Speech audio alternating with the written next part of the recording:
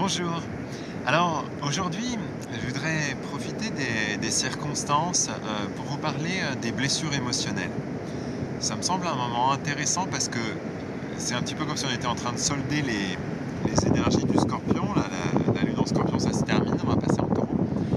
Du coup, ça peut être l'occasion de parler un peu de ce genre de choses. Alors, il y a des gens qui s'intéressent à l'astrologie, qui ont senti peut-être un peu des mouvements émotionnels, des mouvements intérieurs.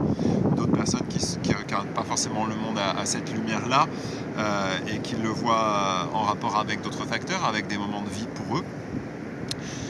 Dans tous les cas, on est tous confrontés à des vécus intérieurs et à des moments difficiles, et aussi à l'impact après de ces moments difficiles ou de ces blessures qu'on porte.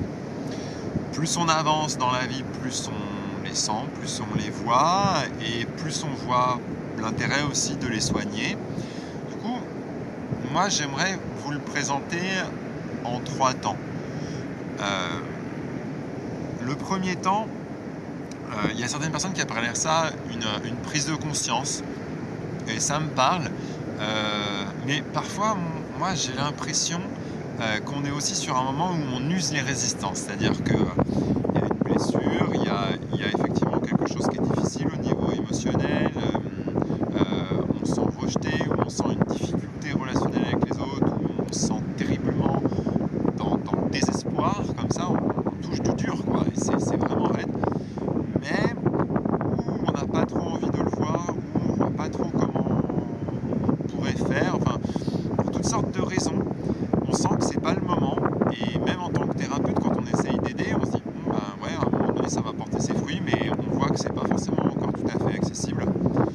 Et on est sur un moment où on pourrait dire qu'il y a quelque chose qui travaille un peu dans le fond, qui use des résistances, qui essaie d'amener la personne, de la convaincre à en arriver à une étape plus loin. Et on le sent bien, hein, parce que si on parle à ce niveau-là à quelqu'un de pardonner ceux qui lui ont fait du tort, il va bondir, quoi, ou elle va bondir, hein. C'est quelque chose qui est inimaginable, quoi, par rapport à ce qui a été vécu. Le pardon est vraiment pas accessible. Voilà, ça montre bien à ce moment-là qu'on est dans cette phase-là, dans cette phase d'usure des résistances. Bon, c'est pas encore le moment.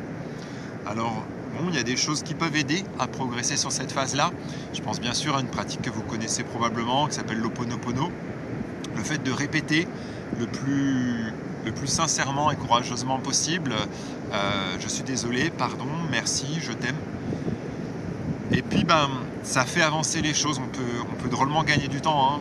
Et moi, c'est une pratique que j'aime beaucoup. Et ça peut nous ouvrir l'accès à cette deuxième phase, à la possibilité de pouvoir pardonner, de l'envisager, que ça soit jouable, que ça nous soit accessible. Là, génial, parce que là, c'est un gros pas. Là, on va dire qu'on est sauvé, mais quasiment, hein.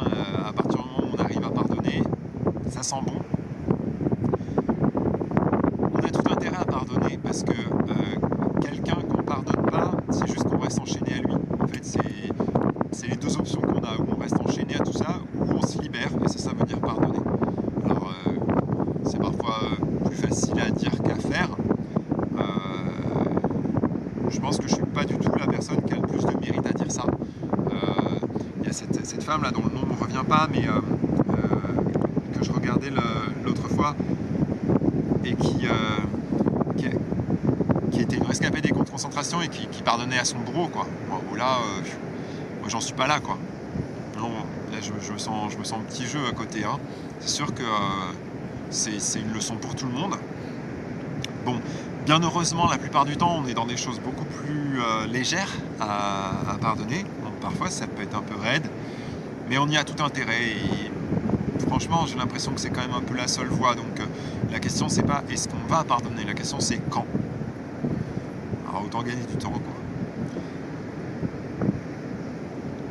Une fois qu'on accède à ce pardon-là, ça va nous ouvrir un horizon heureux et beaucoup plus léger. Là, on gagne énormément en légèreté. on peut se diriger vers cette phase de cicatrisation, vers le fait de pouvoir réellement se soigner, terminer avec cette blessure, et de ce fait en être fort, en être plus fort, et aussi être un phare, c'est-à-dire que quelqu'un qui a réussi à soigner sa blessure, pour tous ceux qui espéraient y arriver un jour, c'est une lumière. Ça donne espoir, on dit bah, ok, c'est possible, il l'a fait, elle l'a fait, donc c'est possible, c'est jouable. Ça c'est important aussi, on porte un peu ce témoignage de façon vivante, quoi. Ça c'est bien. Donc il y a cette phase de cicatrisation. Alors moi c'est une phase dans laquelle j'utilise peut-être le plus le Reiki, mais les autres aussi, hein. Je ne vais pas m'en cacher, je l'utilise vraiment très volontiers. J'essaye même de développer le réflexe de l'utiliser plutôt que d'être en train comme ça de galérer avec une émotion ou avec une autre, de mettre comme ça un réflexe en route pour, quand je suis en train de galérer au niveau émotionnel, me dire ah regarde, tu es en train de galérer au niveau émotionnel, fais du Reiki, reste pas comme ça. Et pour ça, de cette façon-là, d'avancer pour être plus souvent heureux, le plus souvent possible. Alors, je parle du Reiki, bon, pour moi c'est large, hein. Si vous avez suivi un peu ma story, je commence un peu à parler dessus de ma passion, j'essaie de mettre ça un peu en forme, avec le crânio-sacré.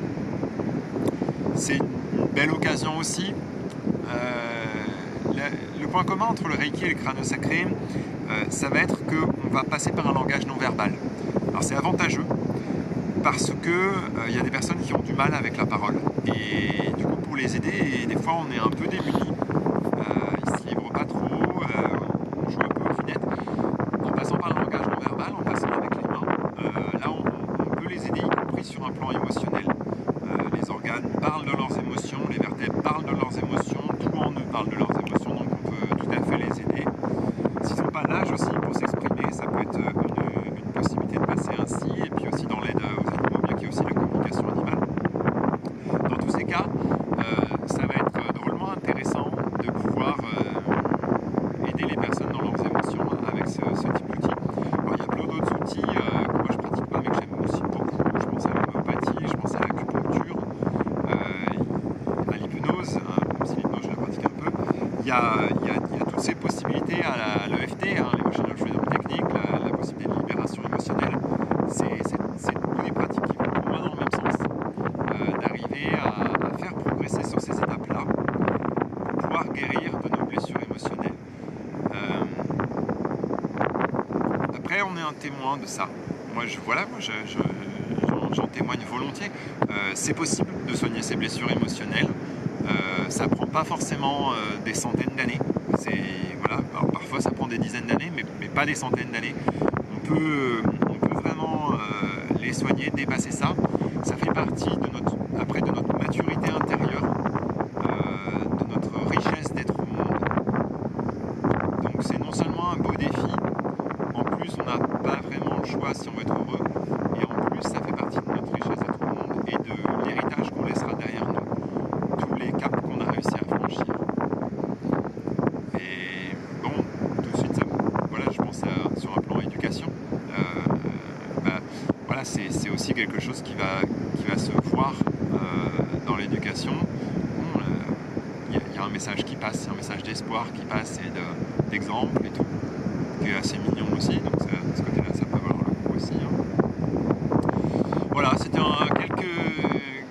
quelques éléments que j'avais envie de partager avec vous, dans le plaisir un peu d'être à la mer, de faire le plein bleu, et puis aussi sur le chemin de Compostelle.